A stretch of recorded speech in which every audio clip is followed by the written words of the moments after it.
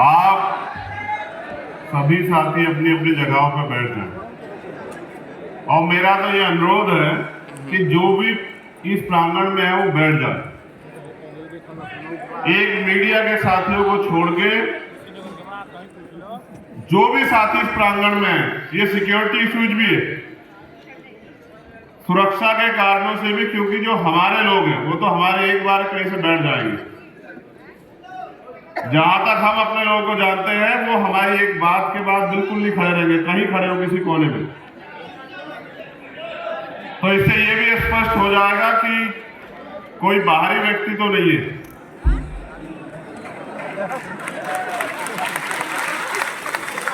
इधर मुझे थोड़ा सा डाउट है, वो जो कॉर्नर है ना इधर, ये जो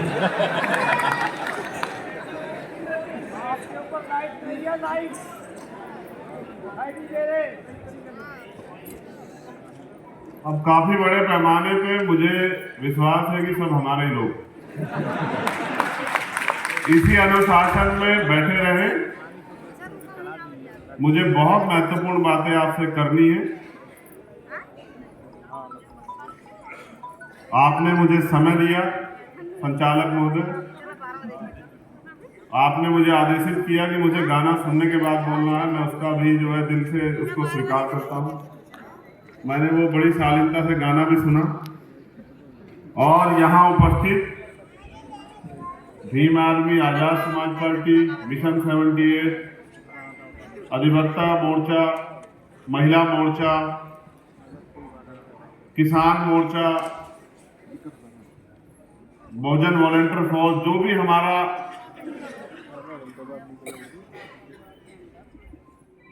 पार्टी संगठन, जिस भी नाम से हम लोग काम कर रहे हैं, वहां यहाँ पहुंचे सभी साथियों का बहुत बहुत धन्यवाद।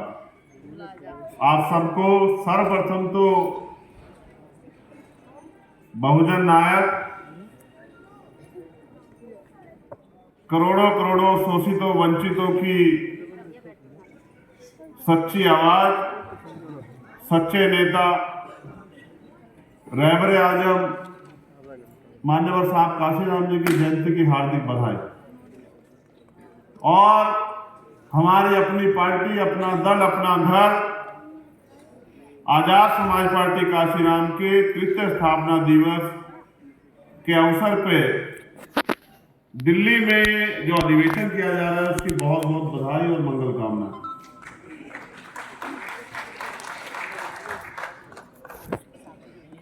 पूरे देश के विभिन्न कोनों से, विभिन्न राज्यों से आए हमारे सम्मानित नेता,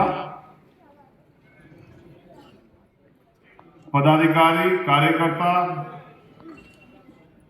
और अन्य साथी, सभी का बहुत बहुत धन्यवाद कि जो गाइडलाइन जारी हुई थी उस गाइडलाइन के अंडरटेकिंग आप यहाँ पहुंचे, आपने अनुशासन का पालन किया, आप समय से आए।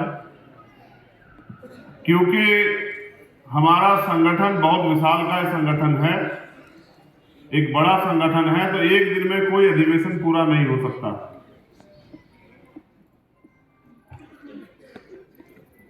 इसलिए हमारे बहुत सारे साथी ऐसे हैं जो अपनी बात नहीं रख पाए, लेकिन हम सब लोग अपनी पार्टी, अपने संगठन, अपने मिशन के, महापुरुषों के आंदोलन के सच्चे सिपाही हैं। तो इसलिए हम सब लोग फिर भी पूरी जिम्मेदारी से अपने कार्यों का निर्वहन कर रहे हैं। यहाँ उपस्थित हमारी राष्ट्रीय कोर कमेटी के जो मेंबर हैं,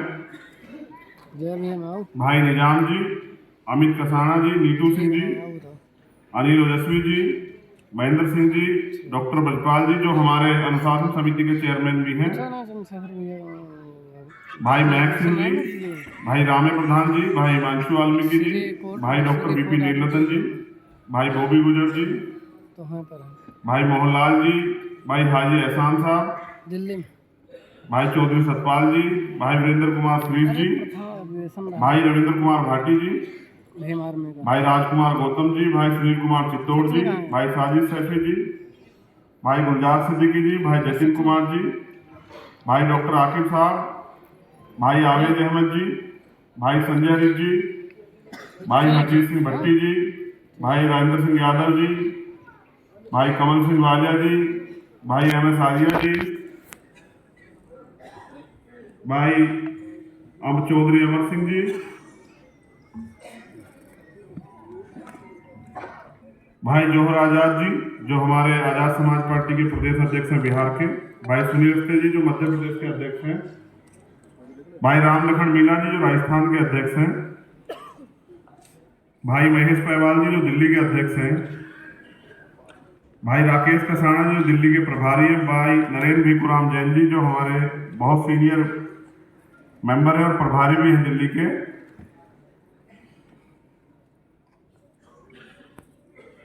भाई हिमांशु वाल्मीकि जी, हमारे जो भीम आर्मी के राष्ट्रीय पदाधिकारी हैं, भाई धर्मवीर पवार जी, हितेश माही जी, भाई अशोक कामले जी, भाई हरपाल सिंह जी, भाई घनश्याम नागर जी, भाई दत्तू मेड़े जी, भाई नील धीरवाल जी, भाई अब्दुल वाहिद जी, भाई विजय जाटव जी, भाई सिकंदर बोध जी, भाई नानू राम जी, भाई दिनेश जी, भाई वासुदेव बोध जी, भाई अनिल जी,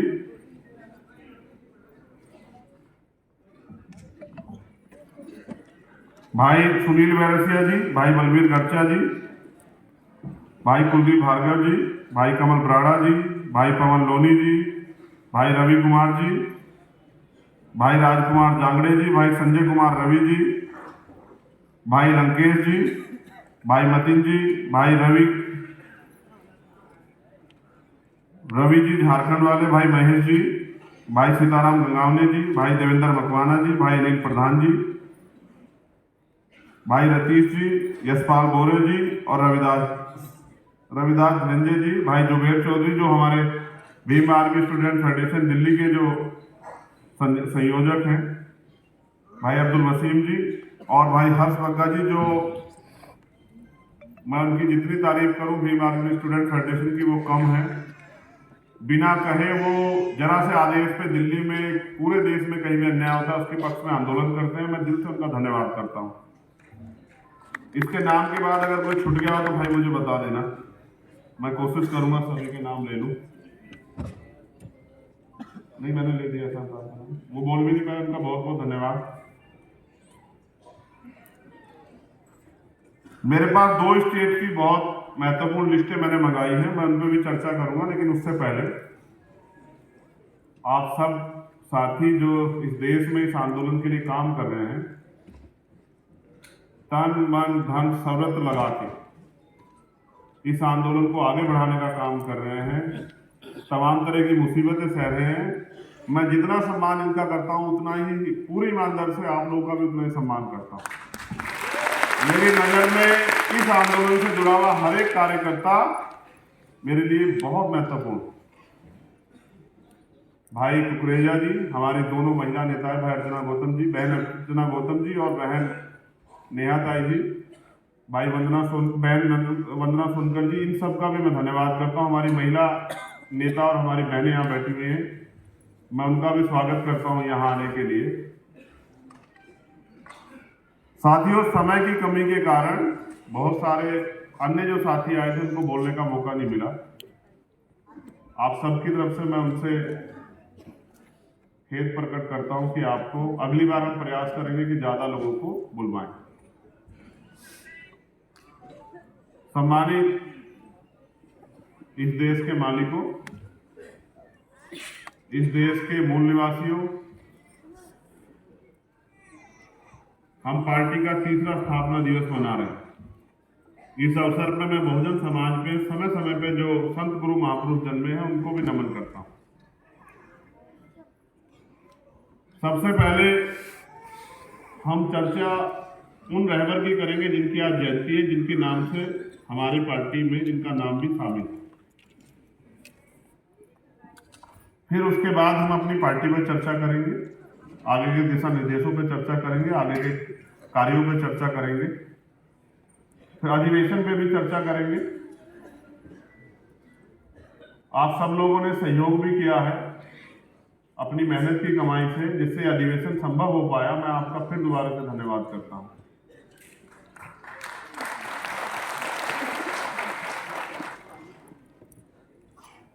मान्यवर काशीराम साहब, मेरे आपके किसी के भाषण के मोहताज नहीं।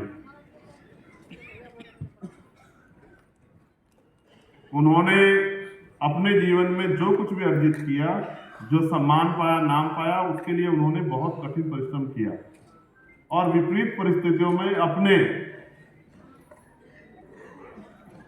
आप को जलाकर, अपनी सारी खुशियां, सुख दुख त्याग कर, यहां तक कि अपने पेट को भी काट कर उन्होंने इस आंदोलन को कामयाब किया, तब जब हमारे जैसे लोग सांस ले पाए। वो ये कहते थे कि मुर्दा लोग मिशन नहीं चलाते और जिंदा लोग मिशन को रुकने नहीं देते। आज जब मैंने उनको नमन किया तो मैंने उनको यही लाइन से आत्मसात किया। मैं धन्यवाद देता हूं सहारनपुर के साथियों का, क्योंकि वो शुरुआत के साथी, उन्होंने सबसे पहले शुरुआत की, तो उनको भी बहुत बहुत बधाई सहारनपुर के सभी साथियों को, क्योंकि वो इस आंदोलन की जड़, उन्होंने इस आंदोलन को सींचने का काम किया, शुरू करने का काम किया। लेकिन आज जब मैं देश के सभी कोनों में जाता हूं तो मैं देखता हूं कि बड़ी ईमानदारी से, हमसे भी ज्यादा मेहनत हमारे कार्यकर्ता जमीन पर कर रहे हैं। हो सकता है हम में कुछ कमी हो, लेकिन हमारे कार्यकर्ताओं की मेहनत में कोई कमी नहीं। जिस संगठन, जिस पार्टी के पास इतने ईमानदार, संकल्पित, अनुशासित, समर्पित कार्यकर्ता हो, उसको कामयाब होने से कोई नहीं रोक सकता।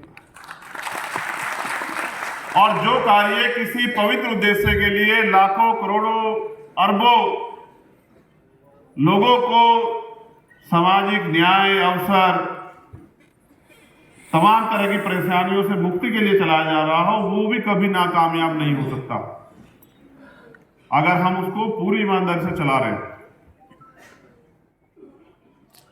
सम्मानित साथियों, जब मुझसे पूछा जाता है कि इतना बल कहां से आता है, तो मैं आपको बताना चाहता हूं कि इतना बल कहां से आता है। यहां हमारे एक भाई बैठे हैं, सुदर्शन यादव जी। ये बल यहां से आता है कि उनकी माता का देहांत हो गया आज, लेकिन वो आदमी यहां इस सभा में अपने अधिवेशन में मौजूद है। कहां है सुदर्शन भाई? डेविड, पिता का, उनके पिता का देहांत हुआ है। और मैं मंचों से कहता हूं, पिता जो है ना, हीरो होता है, हीरो बेटे का। मेरा गला रोक गया, जरा मुझे पानी देना। सुदर्शन यहाँ है तो मुझे एहसास होता है कि कितना त्याग इस आंदोलन के लिए करना पड़ता है। धन्यवाद, दिल से जय भीम। वो मिशनरी गायक भी। और इसके जैसी परिस्थिति हमारे बहुत सारे परिवारों पे पहले से आ चुकी।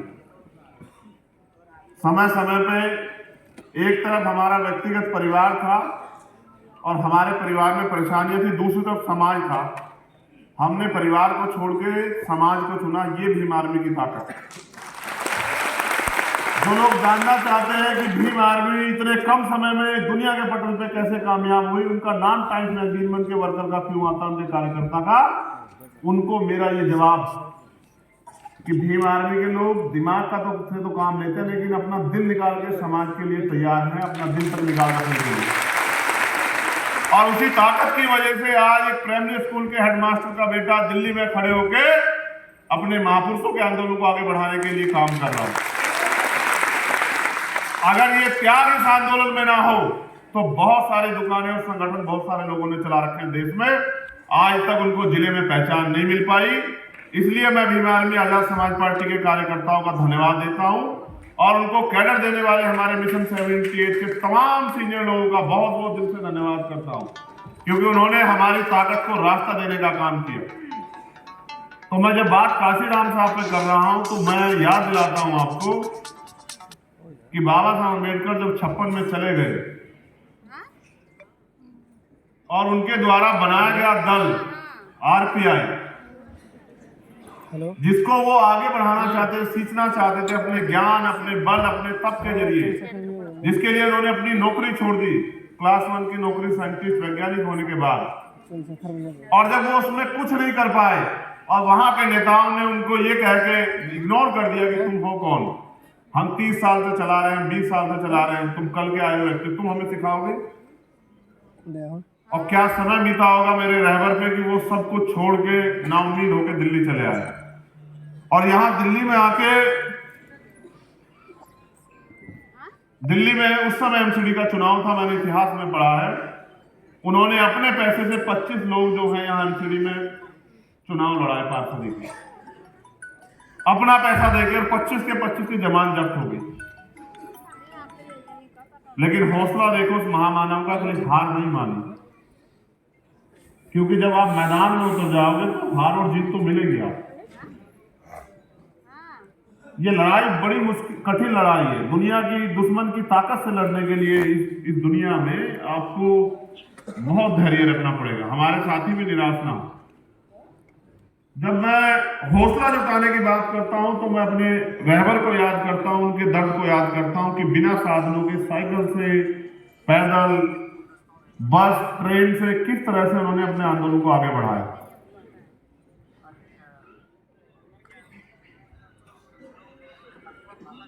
तो तब मेरे अंदर एक और बल तैयार हो जाता है कि रुकना नहीं, और तब तक नहीं रुकना है जब तक हम अपने महापुरुषों का सपना पूरा ना कर दें। आज तो आपने मुझे इतनी ताकत दी है कि आप मुझे हेलीकॉप्टर से आने का मौका भी देते हैं। आज तो आपने मुझे इतनी ताकत दी है कि वो आप मुझे प्लेन से भी बुलाते हैं। लेकिन सच ये है कि जब साहब ने आंदोलन शुरू किया तब उनके पास ये साधन नहीं है। तो उन्होंने कहा तमन्ना अगर सच्ची हो तो रास्ते हजार होते हैं, और तमन्ना अगर झूठी हो तो बहाने हजार होते हैं। अगर आपके अंदर सच्ची तमन्ना, मैं गारंटी से कह रहा हूं पहले अधिवेशन में कि दूसरे अधिवेशन से होने के पहले, क्योंकि हमारा दूसरा अधिवेशन 3 साल बाद होगा, दूसरे अधिवेशन के होने से पहले आप इस देश में एक नामचीन पार्टी होंगे और आपके झंडे डंडे आपकी पार्टी की पहचान होगी।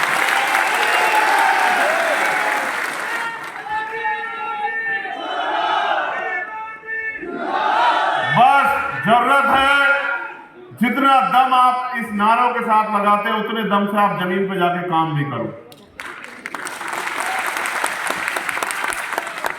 मैं कुछ बातें आपके सामने रखूंगा, क्योंकि देखो मैं तब से सुन रहा हूं, हमारे सब साथी महापुरुषों के बारे में बोलते हैं, मैं भी महापुरुषों के बारे में बोल सकता हूं, बहुत देर बोल सकता हूं, लेकिन मैं कह रहा हूं, मैंने इनसे निवेदन ये किया था कि आप ये बताना हमने अब तक कितना कितना काम किया, हम किस किस जिम्मेदारी पे, हमने क्या क्या काम तैयार कर लिया, क्या क्या काम अधूरा है, क्या क्या हमें अपने साथियों से उम्मीद करनी है कि उस काम को वो करने में हमारी मदद कराए। तो मेरे ऊपर आपने जिम्मेदारी दी कि मैं इस आंदोलन का नेतृत्व करूं, और आप मुझ पर भरोसा करते हैं। जितना भरोसा आप मुझ पर करते हैं लगभग उतना ही भरोसा मैं आप पर भी करता हूं कि आप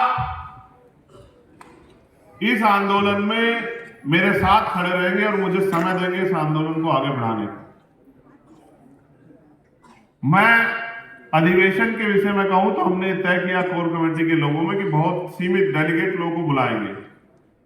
जो हमारे डेलीगेट बने हुए हैं, जिले के अध्यक्ष, मंडल के अध्यक्ष, प्रदेश के अध्यक्ष, प्रदेश की कमेटी, उन्हीं लोगों को बुलाएंगे। क्योंकि जैसे आज हम लोग यहाँ 17 तारीख में हमारी रैली है छतरपुर में, मध्य प्रदेश में, तो वहां वो काम भी देखना है। उसके अलावा तमाम प्रदेशों में अलग अलग काम लगे हुए हैं। तो हमने ये तय किया था कि बहुत कम डेलीगेट लोगों को बुलाएंगे और 2 स्टेट पे ज्यादा फोकस करेंगे, 2-3 स्टेट पे, जिनमें उत्तर प्रदेश है, मध्य प्रदेश है और राजस्थान। उनके ज्यादा डेलीगेट को बुलाएंगे और उनको समझाने का काम करेंगे कि किस तरह से आने वाले समय में उन्हें काम करना है। इसीलिए तय हुआ था कि कम लोगों को बुलाएंगे। फिर मैंने सोचा कि भाई मेरा तो मन ये था कि भाई जो भी जगह मिल जाए उसमें कर ले, तो हमारे शास्त्रों ने कहा कि अब तो हमें महामानव के आशीर्वाद से, हमारे संतों गुरुओं महापुरुषों के आशीर्वाद से, बाबा साहब अम्बेडकर के त्याग बलिदान से अब तो हम पे इतने साधन तैयार हो गए कि हम कोई बड़ा सा हॉल कर सकते हैं जहां आपको भी गर्मी ना लगे और हमारे आने वाले साथियों को भी गर्मी ना लगे, आराम से वो आपकी बात को सुन सके। फिर ये फैसला हुआ कि भाई कोई ऑडिटोरियम ढूंढा जाए, तो ऑडिटोरियम फिर कई ढूंढे, सारे बुक थे। मन तो ये था कि अधिवेशन पे एक बड़ा समारोह करेंगे कि जो वर्तमान का शासक है उसकी जड़ें हिल जाए। फिर ये तय हुआ कि अभी तो हिला ही है मध्य प्रदेश में,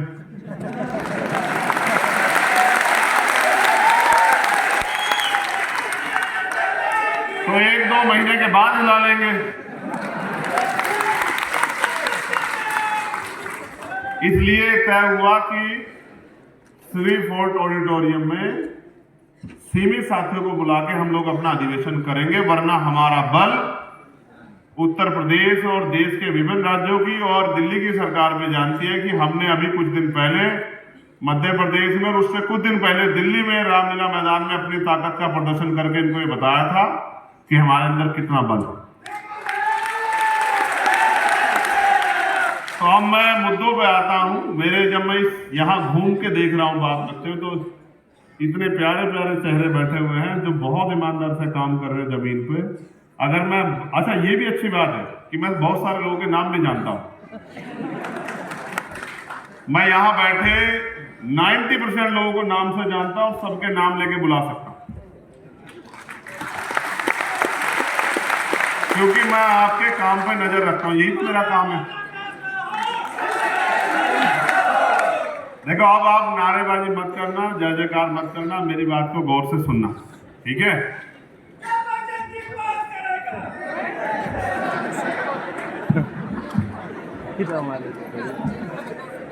बस इतना से तैयार करना है मुझे तुम्हें कि तुम अनुशासित हो जाओ सभी साथी, बाकी तो काम आप अपने आप कर लोगे। यहाँ हमारे कुछ अतिथि भी है, जैसे हरीश जी जिनमें है, भाई बिलाल जी जिनमें है, भाई मनोज जी जिनमें है, हमारे अकाली दल अमृतसर जो है उनके पूर्व वर्तमान सांसद जो संगरूर से सिमरनजीत मान जी, वो नहीं आ पाए किन्हीं कारणों से, उनकी पार्टी के वरिष्ठ लोग आए हुए हैं, उनका भी धन्यवाद करता हूं। इस साल 6 प्रदेशों में इलेक्शन 2023, मध्य प्रदेश, राजस्थान, छत्तीसगढ़, कर्नाटका, तेलंगाना और मिजोरम। 6 में से 5 में हमारा संगठन, 6 में से 5 में, और 5 में से 4 में हमारा मजदूर संगठन। मध्य प्रदेश की शक्ति आपने देखी, राजस्थान की शक्ति आपने देखी, कर्नाटका तेलंगाना में भी हमारा मजबूत संगठन और छत्तीसगढ़ में भी हमारा मजबूत संगठन। अब हमारे पास सबसे पहला जो संकल्प होना चाहिए अधिवेशन पे, ताली बजाने से, नारे लगाने से आगे बढ़ के, वो ये होना चाहिए मेरे आपके सबके जहन में कि हम इन चुनाव में अपनी पार्टी को सफल कैसे बनाएं। हम इन चुनाव में अपनी पार्टी को अपने पैरों पे कैसे खड़ा करें। हम इन चुनाव में बैसाखियों का सहारा छोड़ के, किराए के घरों का सहारा छोड़ के अपने मकान को कैसे मजबूत करें। हम इन चुनाव में अपने सहारे पे कैसे खड़े हों, क्योंकि कानून बनाने की ताकत वो सदन में है। आपके प्रदेशों में जो विधानसभाएं हैं और आपके भारत में जो लोकसभाएं हैं, दोनों सदनों में ही कानून बनाने की ताकत है, और कानून को लागू कराने की ताकत भी उन्हीं के पास है जिनकी सरकार। विपक्ष कानून लागू नहीं करा सकता है। विपक्ष सरकार को मजबूर कर सकता है, लेकिन कानून को लागू नहीं करा सकता है, ना ही कोई कानून बना सकता। तो मैं मध्य प्रदेश के साथियों को तो धन्यवाद देता हूं उस रैली के लिए, लेकिन जैसा हमारे एक वरिष्ठ साथी ने कहा कि यहां और संगठनों के लोग भी दिल्ली में सालाना जलसे करते हैं, लाखों लाखों लोग लेके आते हैं, लेकिन उनकी राजनीतिक हैसियत इतनी नहीं कि वो एक व्यक्ति को रोजगार दे दे। तो हमें ये बात सोचनी पड़ेगी कि बात तो बिल्कुल सही कि सिर्फ लोग इकट्ठे करने से कुछ नहीं होगा, लोगों को वोट डालने के प्रति आपकी पार्टी को तैयार करना पड़ेगा।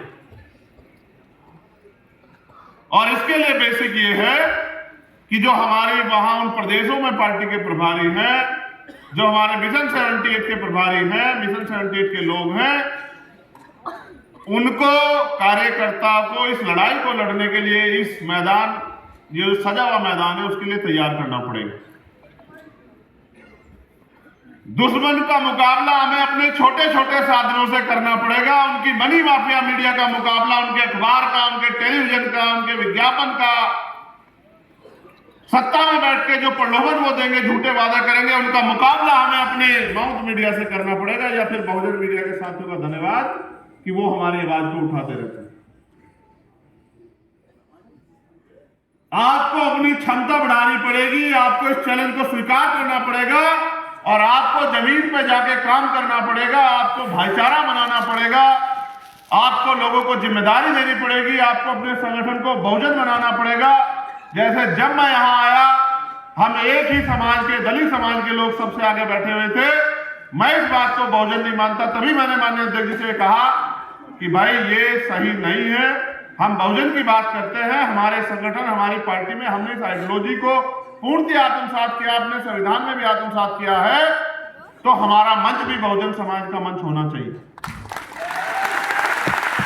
अगर हमारी कथनी और करनी में फर्क होगा तो हम ज्यादा दिन इस आंदोलन को आगे नहीं बढ़ा पाएंगे, क्योंकि ये आंदोलन ही पूर्णतः सत्यता पर आधारित है, सच्चाई का आंदोलन, ईमानदारी का आंदोलन। इसलिए तत्काल मैंने इनसे कहा कि चलो, हमारे सभी साथी इतने तैयार नहीं है, उनको जानकारी भी नहीं थी, तो हमें अगर क्या तो हम सब लोग नीचे बैठेंगे या फिर जितने सीनियर साथी हैं, हम प्रयास करेंगे ज्यादा से ज्यादा लोगों को अपने साथ बिठाने की। और ये भावना जब मेरे अंदर है तो आपके अंदर भी होनी चाहिए।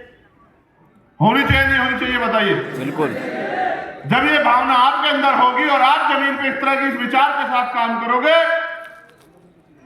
और मोहरे बनने की बजाय, जो दुश्मन मोहरे बनाना चाहता है हमारे बहुजन समाज के लोगों को आपस में टकराव करा के, जो हमारी एकता को तोड़ना चाहता, उनके मोहरे ना बनके, दुश्मन की मदद ना करके, अपनी छोटी छोटी बातों को वहीं निपटा के और भाईचारा पैदा करना पड़ेगा, विश्वास मजबूत करना पड़ेगा कि हमारे जो रिश्ते हैं वो सच्चे रिश्ते हैं और हम लोग दिल से इस आंदोलन को कामयाब करना चाहते हैं। जब आप गांव देहात में जाके हमारे उन अति पिछड़े समाज के लोगों को अपने साथ जोड़ने का काम करोगे, पहली बात तो मैं दलित समाज के लोगों से कहना चाहता हूं, स्पेशली मुझे गर्व है कि आप इस आंदोलन को आपने अब तक अपने खून से सींचा, लेकिन मैं आपसे कहना चाहता हूं कि आपको और थोड़ा सा और तैयारी करनी पड़ेगी, अपने आप को पीछे रख के अपने भाईचारे के भाइयों को आगे करके इस आंदोलन को आगे बढ़ाना पड़ेगा। क्योंकि दुश्मन बड़ा चालाक है, दुश्मन हमारे लोगों को वो विधायक भी बना रहा है, एमपी भी बना रहा है और उनके हाथ में पावर नहीं दे रहा है, उनको व्यक्तिगत तनख्वाह देने लायक बना के, उनसे उनके समाज का चेहरा बना के उनकी वोट को लूटने का काम कर रहा है। इसलिए आपको और हमको दुश्मन के आंदोलन को भी समझना पड़ेगा कि उसने क्या तैयारी की। इसलिए गांव देहात में जाके पाल, प्रजापति, कश्यप, निषाद, मौर्य, शक्य, कुशवा, सैन, जो तमाम पिछड़ी जाति है, उनके बीच में जाके उनको समझाना पड़ेगा कि आज के हालात क्या है। वो बार बार हमारी ताकत को, हमारे आंदोलन को कमजोर करने के लिए हमारे ऊपर झूठे आरोप लगाएगा, हमें धर्म विरोधी, राष्ट्र विरोधी, तमाम तरह की बातों से लोगों को गुमराह करने का काम करेगा। हम चाहते क्या इस देश में, इस बात को पहुंचाने के लिए आपको उनके बीच में जाना पड़ेगा और आपको उनको ये बताना पड़ेगा कि सोचो कि मैं अभी मध्य प्रदेश गया था, आजादी के 75 साल के बावजूद भी भाई किशन लाल बागली यादव के घर अगर कच्चा मकान है, उसके समाज पे आस पड़ोस में कच्चा मकान है, तो आज भी इस देश में तमाम सरकारें रही, उन्होंने हमें इंसान भी नहीं समझा और उन्होंने ये भी नहीं समझा कि ये पक्के मकान में रहने लायक। इसलिए हमें जमीनी तौर पे अपने आंदोलन को तैयार करना पड़ेगा और आपस में ना लड़के भाईचारा बना के बहुजन समाज के लोगों में एक दूसरे के सुख दुख की लड़ाई लड़नी पड़ेगी। और यह समझना पड़ेगा हर घटना के पीछे दुश्मन की कोई ना कोई साजिश हो सकती है, तो जल्दबाजी ना करके घटना की तह पे जाना पड़ेगा। अगर बिना घटना की तह पे जाएंगे तो प्रथम दृष्टया बहुत बड़ा झगड़ा लगेगा और जाकर जमीन पे देखेंगे तो पता लग जाएगा कि दुश्मन ने साजिश करके हमारे लोगों को भिड़ाने का काम किया है। और हम बुद्धिजीवी तभी हैं जब हम उस दुश्मन की साजिश को समझ के खबरदार होकर अपने लोगों को तैयार करें।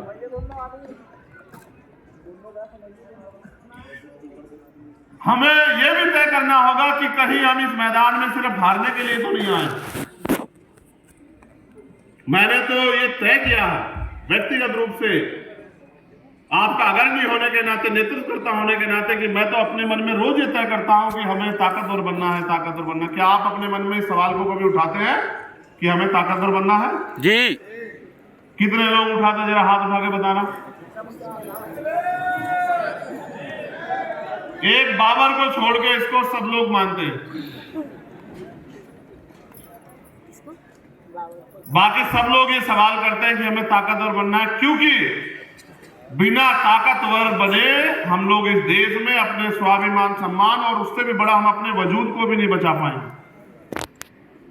आज क्या हालात है मुल्क में, मैं उस पर चर्चा करूंगा आपसे। हम उत्तर प्रदेश के लोगों से भी मैं स्पेशली कह रहा हूं, राजस्थान के लोगों से कह रहा हूं, मध्य प्रदेश के लोगों से कह रहा हूं, क्योंकि वहां हमारा राजनीतिक आंदोलन जमीन पे बड़ा ताकतवर हो रहा है। हम विपक्ष हैं, विपक्ष का काम है कि सरकार ने जो वादे करके वो सरकार में आई थी, उन वादों को विपक्ष होते हुए हमें उनसे पूरा करवाना है।